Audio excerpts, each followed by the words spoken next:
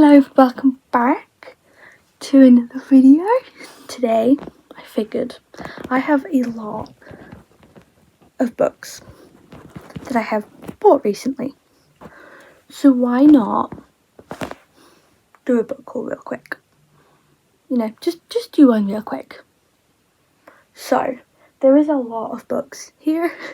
I did finally get A Little Life at the start of the year, and I have started it.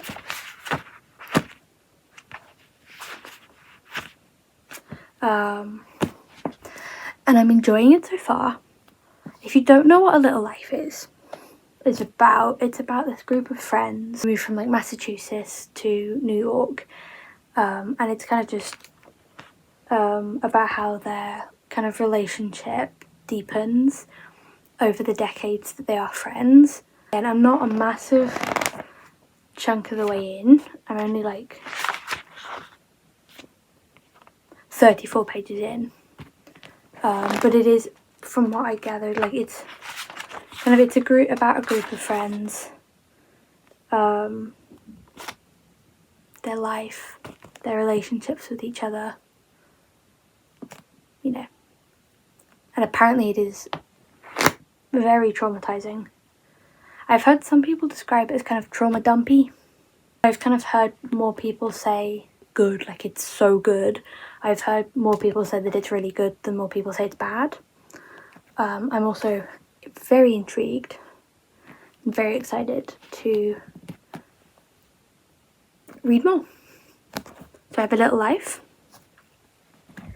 About the same time I did buy Pumpkinheads at the start of the year by Faith Erin Hicks and Rainbow Rowell.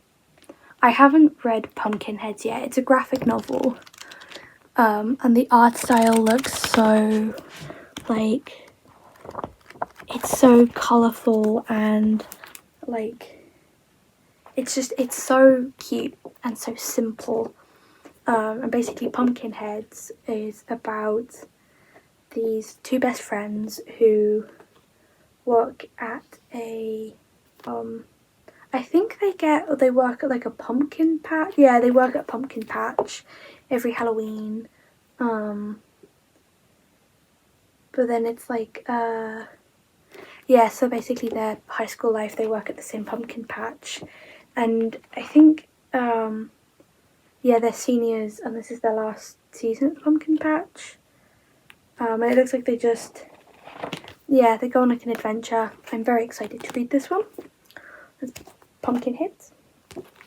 I see my local library have this and I was like so excited because I already bought it. I bought it like a few months before my local library had it in. I also pre-ordered the Heartstopper hardbacks. So I have the two, like they look so good together. Like, we have Picture of Dorian Gray and the plays of Oscar Wilde.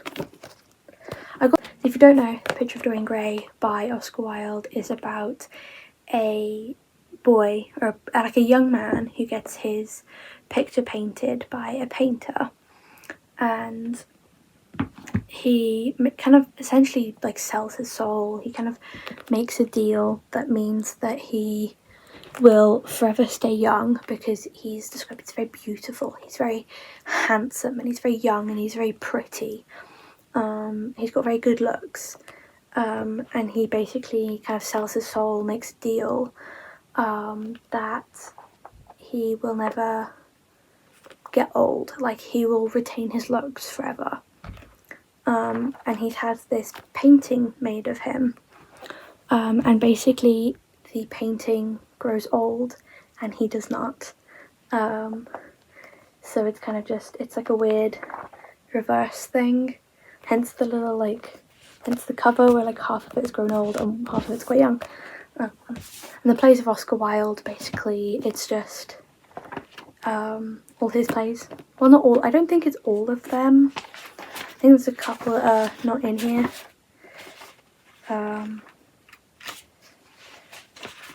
But it basically just has like some of the plays in it. It's got like importance of being earnest, an ideal husband, a woman of no importance, Lady Windermere's fan, Salome, the Duchess of Pod. Like, it's basically just got his plays in it. That's very exciting. We also have Much Obliged Jeeves. This is the only Jeeves and Wooster book that I own.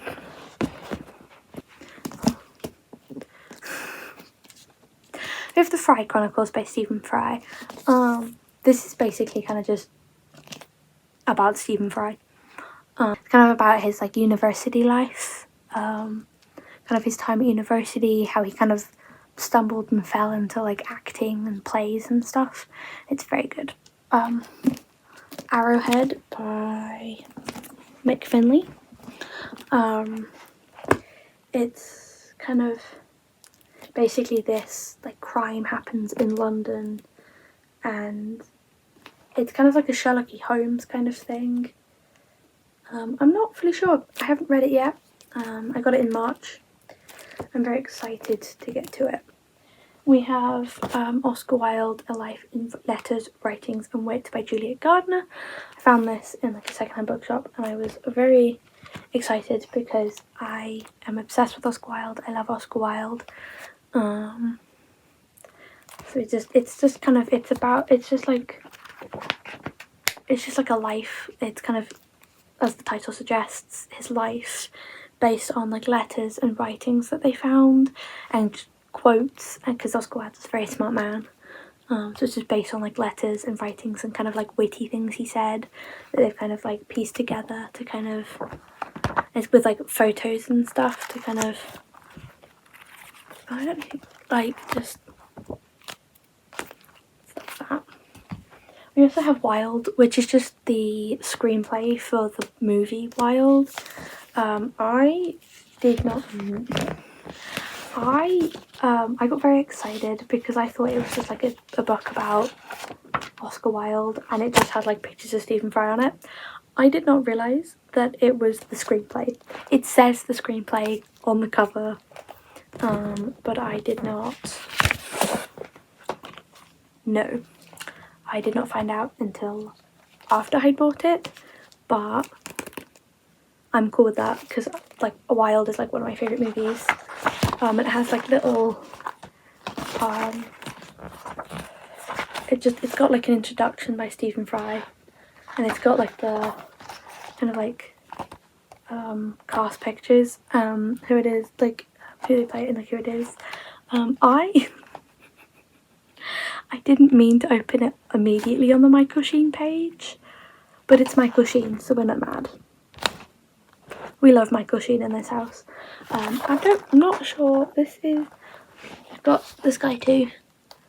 He was quite good in it. I quite liked him, but it's also got like he just got like the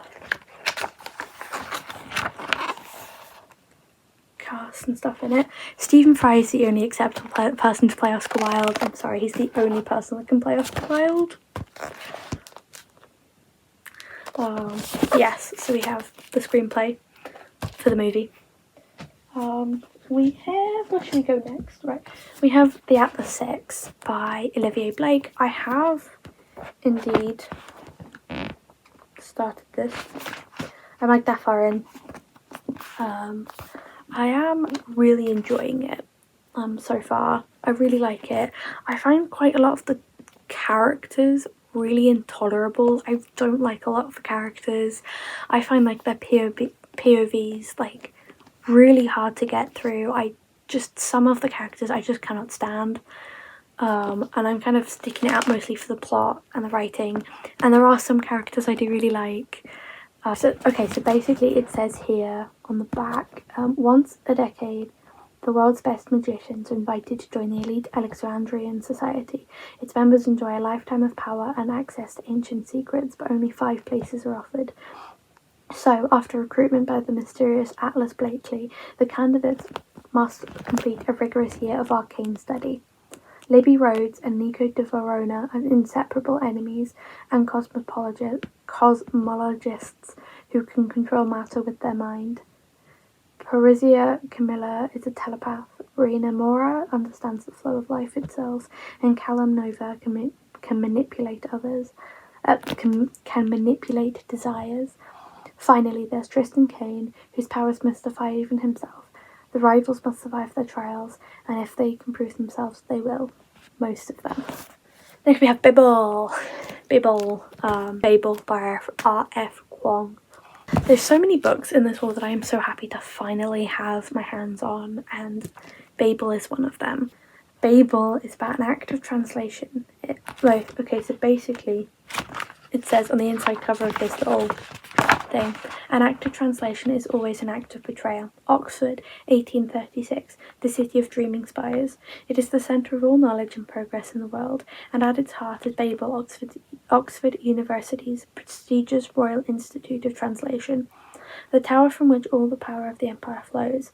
Orphaned in Canton and brought to England by a mysterious guardian, Robert Swift thought Babel a paradise, until it became a prison. But can a student stand against an empire? And I'm like, that is... Oh, I've never actually read the blurb before. And also, like, no one really said what it was about, so I was always slightly confused.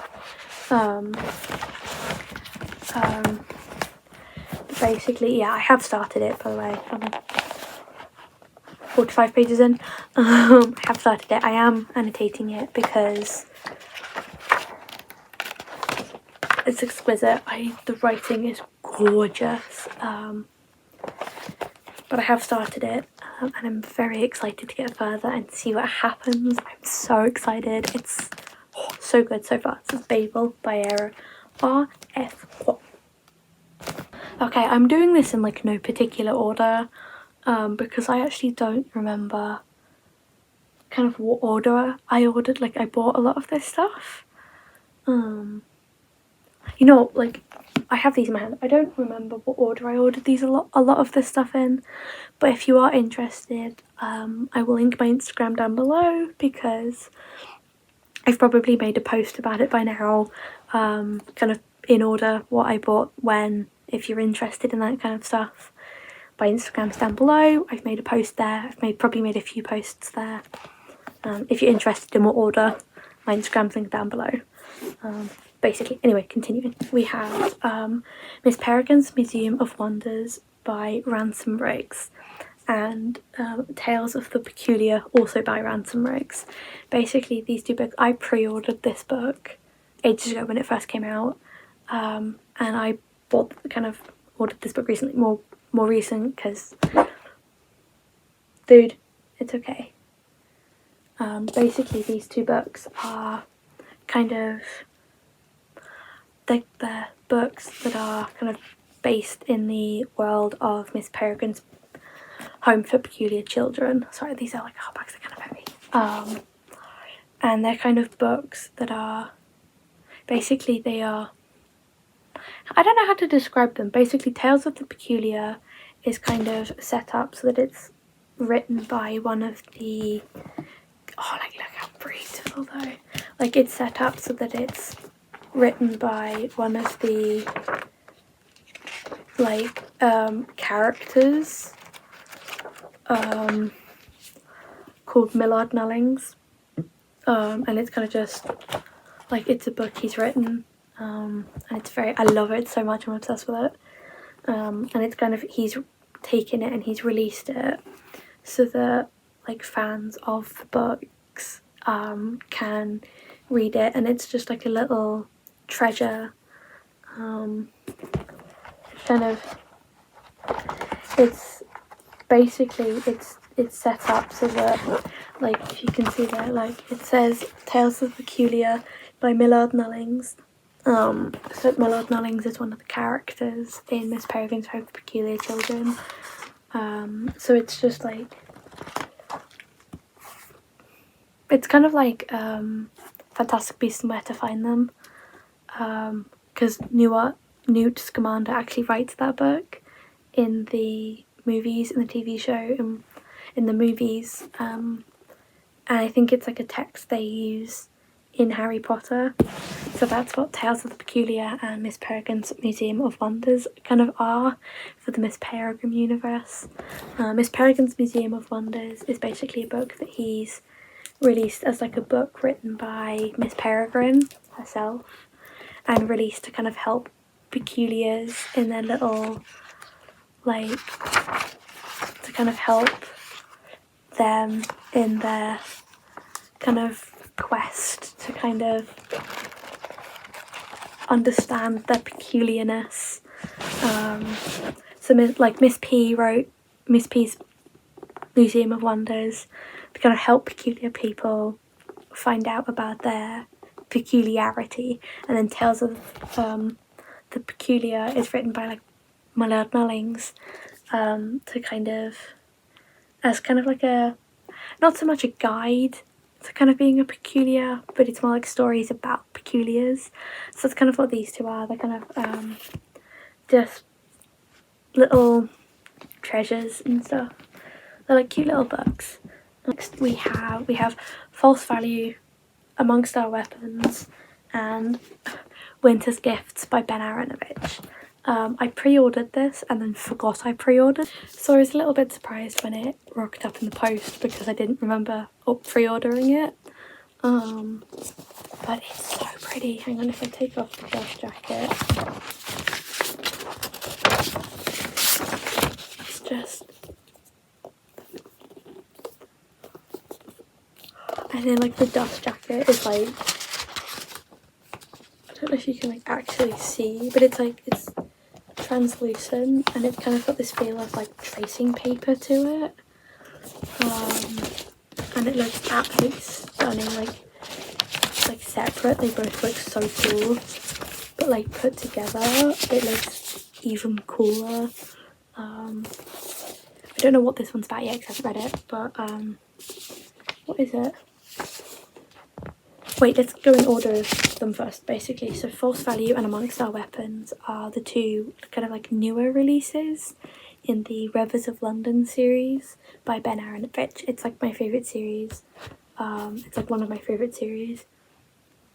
Basically, Rivers of London series is kind of about this kind of police detective called Peter Grant, who works for like this special department in the Metropolitan Police. It's set in London. It's amazing. We love it.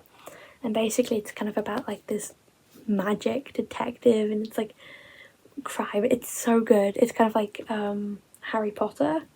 I have seen people kind of describe it as like Harry Potter meets something else. I can't remember what they said it meets with, but basically False Value is book 7 and Amongst Our Weapons is book 8. This one was released last year and the paperback was only released this year. I think the paperback for False Value was only released last year. So I have these. I ordered these recently because I was like, because they were like the only ones I was kind of missing from like the main series. I think there's only one novella I'm missing, and that's What Abigail Did That Summer.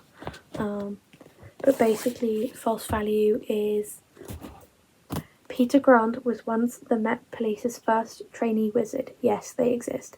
In 50 years. Now he's facing fatherhood and a new job with equal amounts of panic and enthusiasm. Leaving his old police life behind, he joined Silicon Valley tech genius Terence Skinner's new London startup, the Sirius Cybernetics Corporation. Drawn into the orbit of Old Street's famous Silicon Roundabout, Peter thinks it should be a doodle compared to his last job, but he doesn't know that a secret is hiding in the building, a secret that stretches back to Lovelace and Babbage and forward into the future of artificial intelligence, a secret that is just as magical as it is technological and twice as dangerous. I have started this one too. I'm on like page 86. I started like almost immediately, like it's so good. It's so good so far. Amongst Our Weapons is about the London Silver Vault. There is a world hidden underneath this great city. The London Silver Vaults boast more locks than the Bank of England, and more cameras than a celebrity punch-up, and nowhere you can murder someone, and someone not somewhere you can murder someone and vanish without a trace, except that's what's happened. The disappearing act, the reports of a blinding flash of light and memory loss amongst the witnesses all make this a case for Detective Constable Peter Grant of the Special Assessment Unit. D.C. Grant is swiftly embroiled in a mystery that encompasses London's tangled history, foreign lands, and most terrifying of all, the North. And Peter must solve this case soon because back home his partner Beverly is expecting twins. And what he doesn't know is that he's about to encounter something and somebody that nobody ever expects. I'm so excited to get to this one, but I need to finish this one to get to this one. I'm so excited. I'm so excited. And then we have the newest release of the series, Winter Gift. I think it's either like a short novel or a novella. I think it's a novella for the series. I think it is.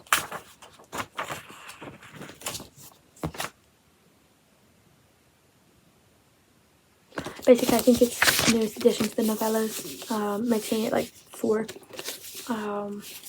Winter Gift is about they do things differently across the pond. When retired FBI agent Patrick Henderson's calls an X-ray Sierra India incident, the operator doesn't understand. He tells him to pass up the train till someone does. That person is FBI Special Agent Kimberly Reynolds, leaving Quantico for southbound northern Wisconsin. She finds that the tornado has flattened half the town and there's no sign of Henderson. Things soon go from weird to worse as neighbours reporting unsettling sightings, key evidence goes missing, and the snow keeps rising, cutting off the town with no way in or out. Something terrible is awakening as the clues lead to the coldest of cold cases, a cursed expedition into the frozen wilderness. Reynolds follows a trail from the start of the American nightmare to the horror that still lives on today. I'm like so excited. I'm so excited to get to this one too. I keep saying that the books haven't started yet, but so that's those 3. Let's go with like the ones nearest to me now. This is Cemetery Boys by Aidan Thomas. I think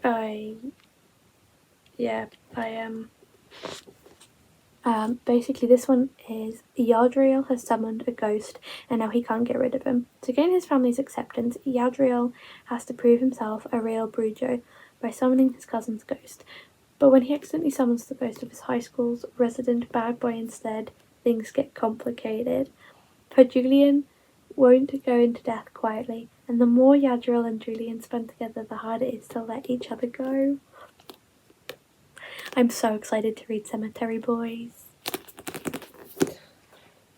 I got it from like the local works as well. I bought so many of these from the works. Okay. I finally got Red, White and Royal Blue and One Last Stop, and You've Reached Sam. Anyway, we got Red, White and Royal Blue and One Last Stop by Casey McQuiston. I've already read, as you can see, Red, White and Royal Blue, and I loved it. I absolutely adored it. There were like moments where I was like highlighting it, and then others where I wanted to highlight and I wanted to annotate, but I couldn't because I couldn't stop reading. Basically, if you don't know what Red, White and Royal Blue is about, where have you been? What have you been doing? But also, if you don't know, it's about the Prince of England, or the Prince of the UK, because I'm from the UK and I'm not even sure what the difference between the Prince of Wales and the Prince of England is, other than Wales and England are 2 separate countries. They're 2 completely separate countries. But she seems to use the Prince of Wales and the Prince of England almost synonymously throughout the book. Even as someone from the UK, even as someone from England myself, I'm not sure. I'm not sure if there's. I even asked my mum. I was like, "What is the difference? Is there a difference between the Prince of England and Prince of Wales, other than the fact they're 2 different countries?" And she was like, So, I mean, they're both going to become the King of England anyway. Anyway, it's about the Prince of Wales and the America's First Son when they kind of fall in love. They start in like there's like this kind of fake rivalry, and I say fake rivalry because I didn't believe the rivalry for a minute. I did not believe that they actually hated each other for a minute. Also, I don't think Henry... Anyway, I don't want to get too into this because I am working on a video about Red, White and Royal Blue, but it's basically kind of just... There's an incident, and basically Henry and Alex have to fix it, and they kind of have to create this like fake friendship, and they end up falling in love, and it kind of, they then have to like fix the outfall of that. Anyway, it's very good. I love it. I did give it like 4. Anyway, I'm not Red, White, Royal Blue, Casey McQuiston. We have One Last Stop by Casey McQuiston. I have started it. I'm like, it's fine. Basically, if you don't, One Last Stop by Casey McQuiston. If you don't know what this is about again. Have you been living under a rock? Where have you been? Anyway, One Last Stop is about kind of this girl who meets this other girl on a train. Turns out it's like Jane has been kind of like displaced from the 1970s. However, August and Jane end up falling in love. Kind of, again, I'm not far enough in it to kind of give a thing, but anyway, moving to New York City is supposed to prove cynical 23-year-old August right, magic and cinematic love stories don't exist. But then she meets this gorgeous girl on the train, Jane, dazzling, charming, mysterious, impossible Jane. Jane with her rough edges and swoopy hair and soft smile. August's subway crush becomes the best part of her day, but pretty soon she discovers there's one big problem. Jane is displaced in time from the 1970s, and August is going to have to use everything she tried to leave in her past to help Jane. Maybe it's time to start believing in things after all. So I'm very excited to actually sink my teeth into this one. And we have You Read Sam. Again, as you can see, I've started this one as well. Again, I'm annotating this one too. I've wanted to read You've Reached Sam for years. I've wanted to read it for I think about 2 or 3-ish years. I've wanted to read it for a while now. I hadn't really seen that it was somewhat popular on the internet. I had just seen it on Goodreads and was like, oh, like that looks really interesting, like, and I added it to my kind of to read pile on Goodreads, and then I kind of saw that it was really popular on the internet, and I was like, oh, like I'm really glad like I picked that to read before I was influenced by anyone else's decisions. But again, I finally managed to get my hands on a copy. I bought it for like a $5 from the works, and it's basically about this a 17-year-old Julie Clark has her future all planned out, move out of a small town with her boyfriend Sam, attend college in the city, spend a summer in Japan, but then Sam dies and everything changes. Heartbroken and desperate to hear him one more time, Julie calls Sam's phone just to listen to his voicemail recording, and Sam picks up the phone. The connection is temporary, but hearing Sam's voice makes Julie fall for him all over again, and with each call it becomes harder to let him go. What would you do if you had a second chance at goodbye? And I'm really enjoying it so far. I'm 33 pages in, and I am enjoying it thoroughly so far. I love it so much. That's You've Reached Sam by Dustin Theo. You've Reached Sam. We have Radio Silence, Loveless, Solitaire, and I Was Born for This by Alice Oseman. I am so glad to finally have my dirty, grubby little hands on these. Again, I bought them all from the works for like £4 or £5. Look at them, they're all absolutely stunning, absolutely gorgeous. I love them.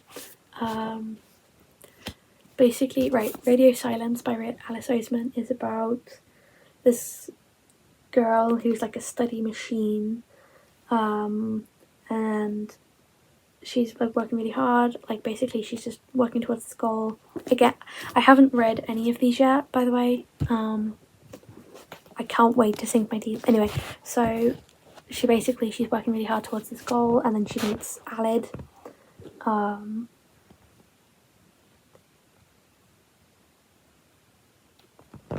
And basically she just forms this friendship with Alid. I'm very excited to sink my teeth into this because a lot of people love it. Apparently it's about like finding yourself and stuff. I Was Born for This is about a girl who likes who's really into this band, and she meets her favourite band. But yeah, she ends up like, I'm not fully sure. For Angel, life is about one thing, the Ark, a pop rock trio of teenage boys taking the world by storm. Being part of the Ark's fandom has given her everything she loves, her friend Juliet, her dreams, her place in the world. Jimmy owes everything to the Ark. He's their front man, and playing in a band with his mates is all he ever dreamed of.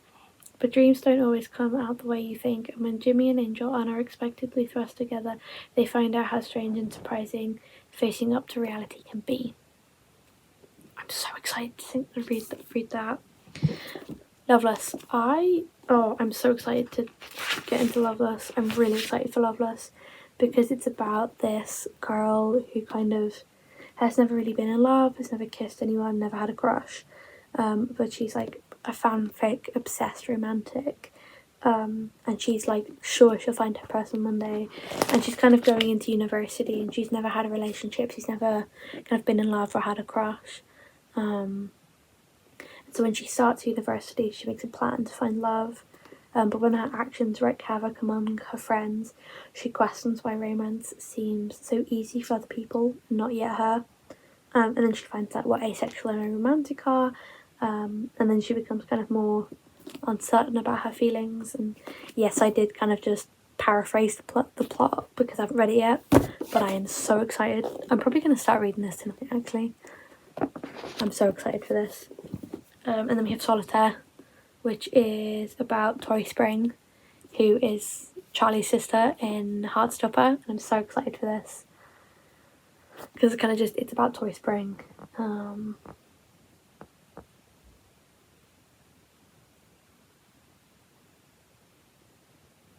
yeah, I'm so excited for that.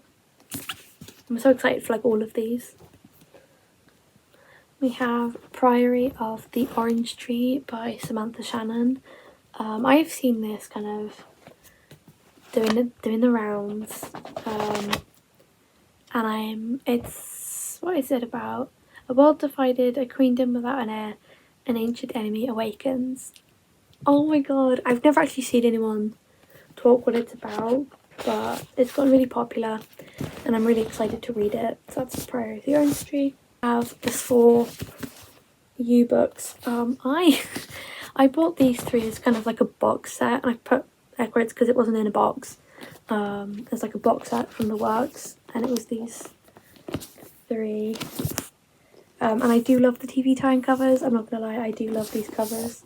So I ordered these kind of together, not ordered, but I bought them together from the works. So we have You, Hidden Bodies, and You Love Me. And I'm obsessed with these covers. It's basically just the first 3 seasons of the Netflix show, I'm assuming. Jogberg is handsome, charming, and ready to fall in love, and when inspiring writer Guinevere Beck strikes the book show and Joe works, he is instantly smitten.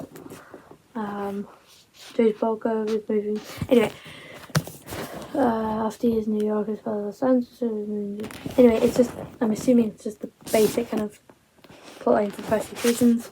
But we also have For You and Only You. The reason I have this in hardback is because it was very recently released, I think.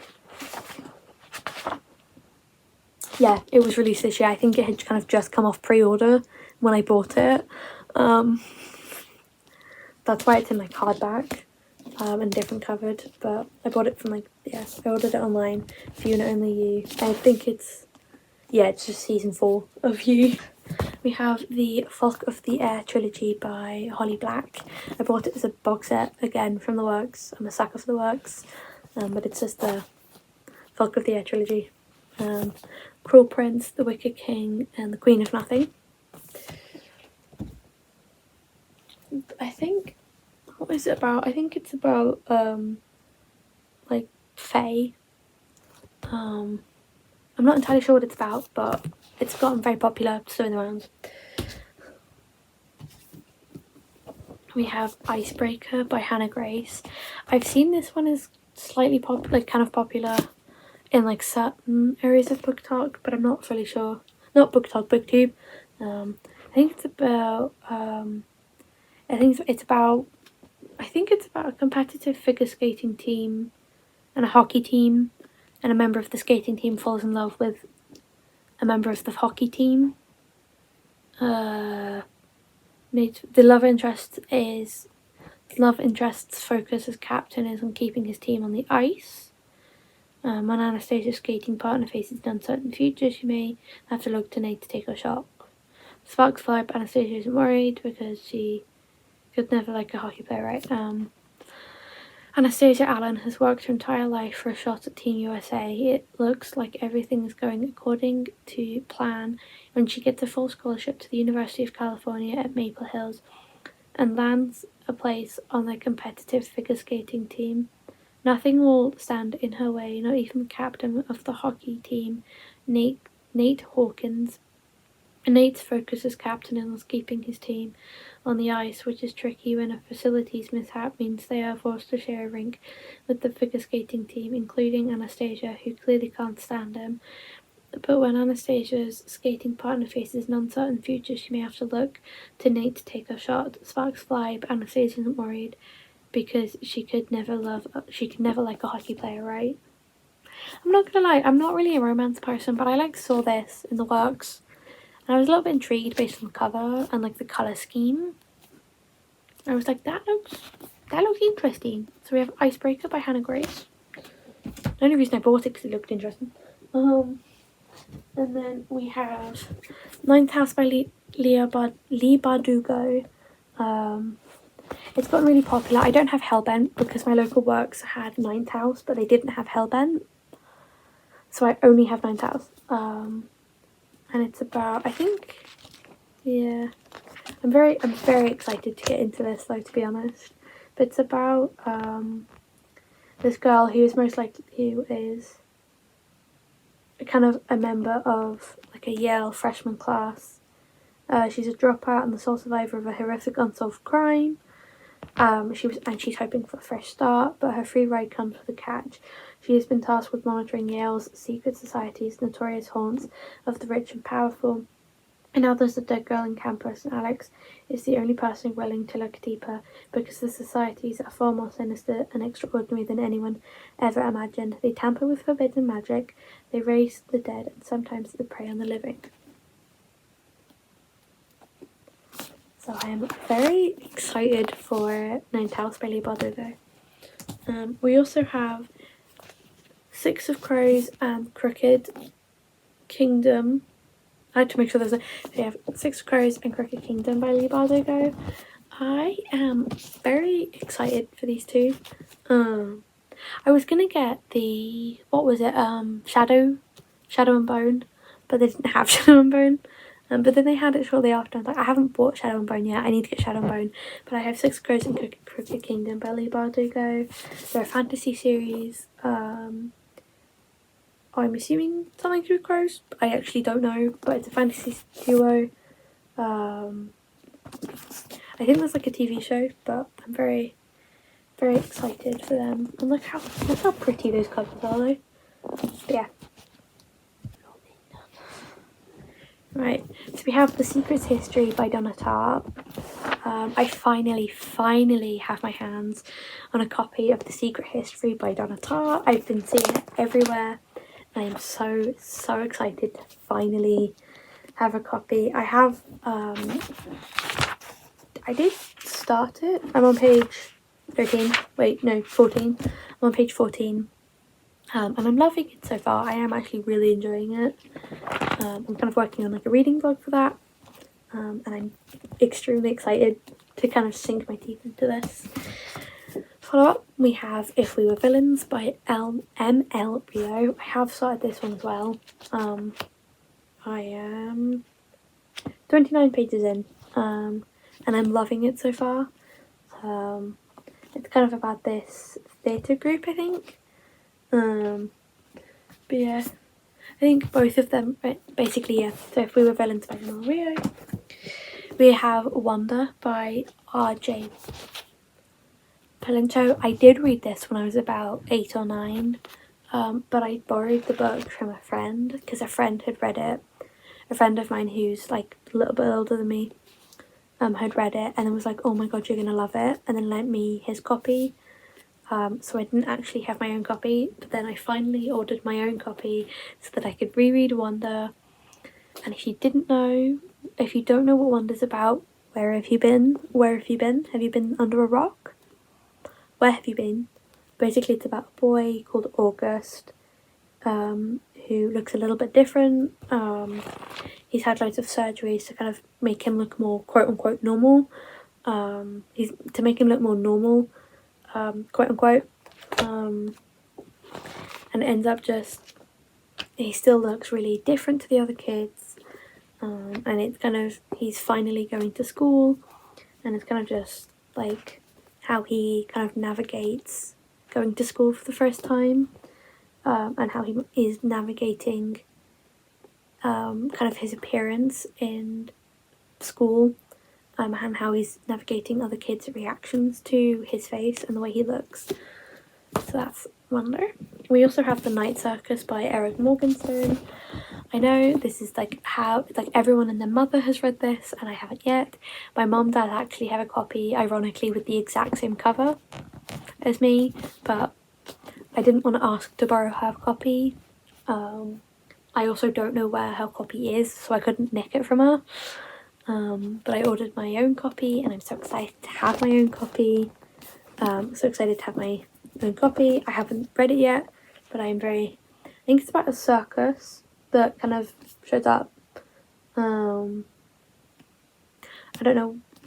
It's about a circus that kind of arrives without a warning, with no announcements, and then it's simply there, and then it's not, or it's not there, and then it's not. So it's kind of just, I think it's about magic and like a circus. So I'm very excited for that one. I have a paperback version of Jonathan Strange and Mr. Norrell. The reason why I specify a paperback is because I do already own the hardback. I have owned the hardback since like 2016? No, 2015. I've had the paperback since I do have a hardback copy, and I've had that since 2015. My mum went and got it signed by Bertie Carvel for me.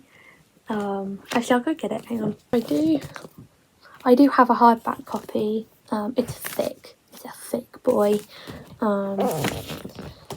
And my mum got it for me in like 2015. And she got it signed by Bertie Carvel for me.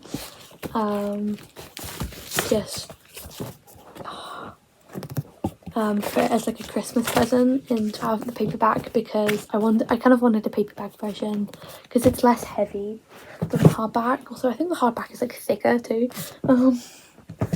But I also wanted the TV tie-in cover because it's got Bertie Carvel and I forget his name, but it's got Jonathan Strange and Mr. Norrell on the cover. It's also like really floppy, like look at that. Also, I wanted the TV tie-in cover because I really like the TV tie-in cover. That's why I have two. So I recently got this. I got Jonathan Strange and Mr. Norrell by Susanna Clarke. If you don't know, where have you been? Have you been living under a rock? It's basically about these two magicians in 1806 who live in like England. It's during like the Napoleon War. They're kind of Mr. Norrell is a recluse, and Jonathan Strange is kind of a young and handsome man who's kind of, they're basically like polar opposites, but they both do magic, and they kind of, It's kind of about magic in London during the Napoleon War, Jonathan Strange, Mr. Norrell. It's very good. I recommend it. There's also a TV show, so I recommend that too. We also have Good Omens. My dad does actually own a copy. I think he owns like one of the more original, the kind of like first edition ones, like first edition like paper. There's like tiny paperback with like the little. I wanted the TV time cover. I did read his copy, and then I went and bought this after I'd finished his copy because I wanted the TV tie-in cover. I wanted my own copy, and I wanted the TV tie-in cover because look how cute that is. Look how cute David Tennant and Michael Sheen have look. It's very cute cover. I really like it.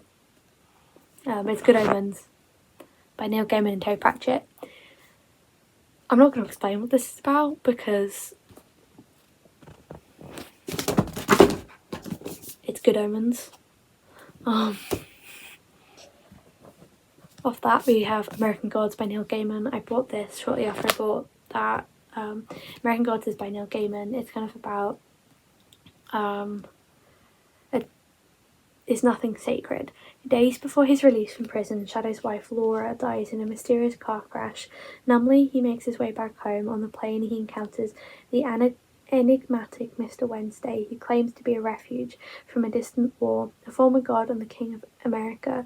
Together they embark on a profoundly strange journey across the heart of the USA, whilst all around them a storm of preternatural and epic proportions threatens to break. Scary, gripping, and deeply unsettling, American Gods takes a long, hard look at the soul of America. You'll be surprised by what and who it finds there. It's American Gods by Neil Gaiman. I'm very excited to actually sink my teeth into this one and actually read it. Again, my mum has a copy of it, but I wanted my own copy. Okay. We have Mobe is My Washpot by Stephen Fry and More For Me by Stephen Fry. Again, they're kind of both more books about Stephen Fry. I love Stephen Fry. They're the only ones I haven't read them yet, but books about Stephen Fry. We have Eleanor Oliphant is Completely Fine. I did actually get this like last year, so I don't know why I'm including it this fall, but I finally have a copy of Eleanor Oliphant is Completely Wild Like Me and Where the Crawdads Sing. I finally have a copy of Where the Crawdads Sing. I'm so excited to read it. And I found Wild Like Me. I got these in April. Wild Like Me is kind of about this like single mom who's an aspiring makeup artist. She's a good friend. From the outside, things look fine, but Robin has a secret. I got this book because it's called Wild Like Me, and Wild is spelled with an E, like Oscar Wilde. So I'm very excited for that. And Where the Crawdads Sing because it's got really popular, and I just really want to get around to reading it. I'm so excited. But then, I have The Beast of Buckingham Palace by David Walliams. My little brother gave this to me for Christmas. I'm very excited for this, to be honest. Our Story by Reg and Ron Gray, along with Born Fighter by Reg Gray and My Story by Ron Gray. They're just books about the Grey Twins by the Grey Twins. Also, fun fact, that one's signed. It's signed. We also have The Profession of Violence, The Rise and Fall of the Grey Twins. Apparently this one has information that is factually incorrect. I haven't read it yet, but apparently according to this book, which is written by the Grey Twins, there is information in this that is factually incorrect. So just be careful if you ever do pick this one up. According to this one, which is written by the actual Grey Twins, this one has incorrect information. We have The Grey Twins, Men of Violence by Kate Gray. The Grey Madness by Chris Lambrionu.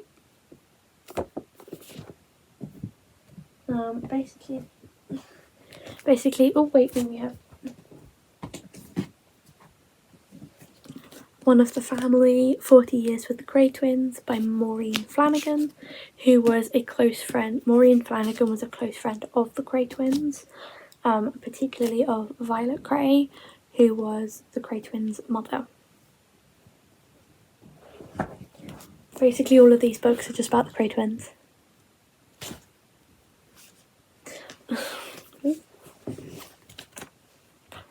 Yes, I have like these books about the Cray twins.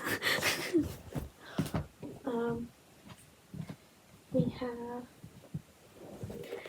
Inside Broadmoor, Up Close and Personal with Britain's Most Dangerous Criminals. It has Ronnie Cray, Charles Bronson and Peter Sutcliffe on the front.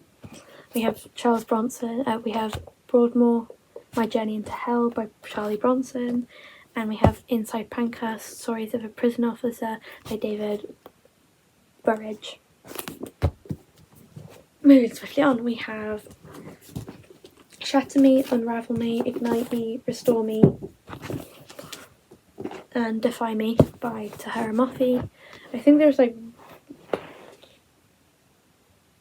I'm missing Imagine Me, Unite Me, Find Me, and Believe Me. These are the first 5 books in the Shatter Me series. I don't have, these are the only ones I have. These are the first 5 books in the Shatter Me series. I have, as you can see, I have started reading Shatter Me. I am this far in. I'm like this far in, so I'm on page 218.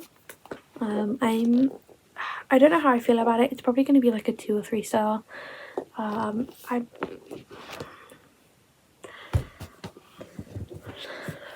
But if you don't know what the Shatter Me series is about, it's about this girl who has this lethal touch. That if she touches anyone, she can die. If she touches anyone, they can die.